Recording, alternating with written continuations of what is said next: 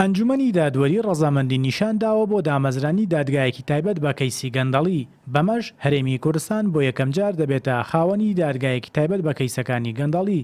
پێشتر لە دادگاکان کەیسەکانی گەندەڵی یەکلایی دەکرانەوە کە کاتی زۆری پێویست بوو، بەڵام ئێستا بە دامەزرانی ئەم دادگایە کەیسەکانی گەندەڵی زووتر یەکلایی دەکرێنەوە. ئەگەریش هەیە ئەم دادگایە هەر لە نێو ئەنجومەنی دادوەری بێت یان لە نێو دەستەی دەستپاکی.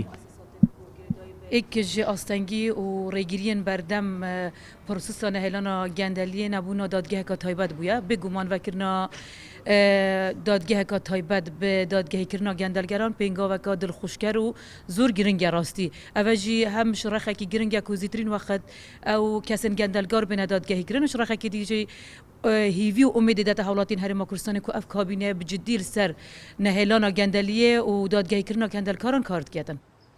لایەنە سیاسیەکان یەرێمی کوردستان پێشوازی لەر هەوڵێک دەکەن بۆ چاکسازی و ڕووبەڕبوونەوەی گەندەڵی و پشتگیری ئەم هەوڵەی حکوومەت یەرێمی کوردستانیش دەکەن.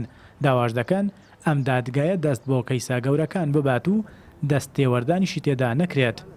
ئەندرێ بۆ ڕووبەڕبوونەوەی گەندەڵی بۆ خۆی کارێکی گرنگە ئەرکێکی گرنگە، بەڵام وەکو باسم کرد لەوە گرنگتر ئەوەیە کە دادگاکان یا ئەو دادگا تایبەتمەندەی بۆ بەرەنگاربوونەوەی گەندەڵی دروزە بێ چۆن ئەتوانێ دەست بەرێ بۆ مەلەفە گەورەکانی گەندەڵی و ئەو کەسانی کە لە پشتەوەن یا ئەوە کەسانی کە تێوەگلاون لە گەندەڵی بتوانێت سزایان با و بە شێوازێکی دادپەروەرانە یعنی بتوانین هەنگاو بە هەنگاو مەسەلەی گەندەڵی لە هەرێمی کوردستان بنبڕ بکەین.